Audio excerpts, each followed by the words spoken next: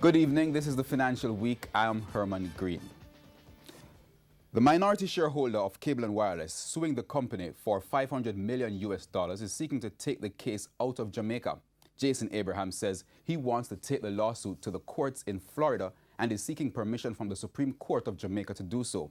Mr. Abrahams, in making the request, outlined a litany of allegations against the company's board and its parent company in a 20-page affidavit. He also signaled that he intends to not only seek damages from the company, but also from specific directors.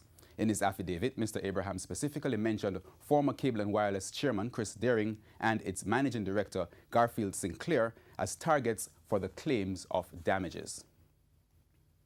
In the meantime, Cable and Wireless Jamaica says its director's circular that should outline its opinion on the takeover bid from its majority shareholder has been delayed.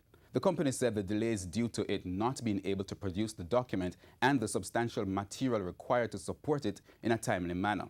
It says it now expects to issue its fairness opinion, on which the director's circular must be based, on January 8, and that the director's circular itself will be issued and published by next week Friday.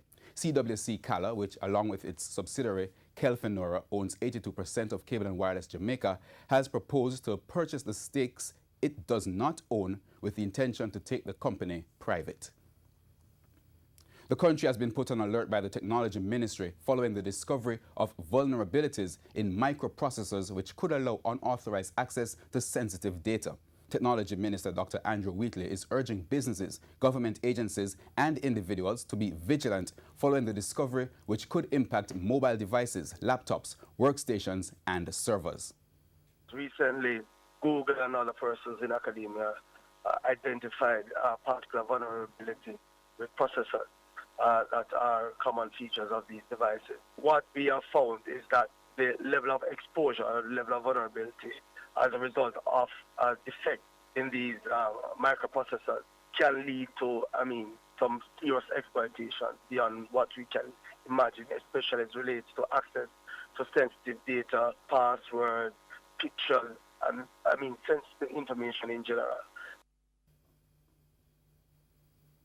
Currency trading ended with the US dollar selling for $124.73. The Canadian dollar has been sold for $100.06. The pound sterling is going for $167.37, while the euro is going for $150.82.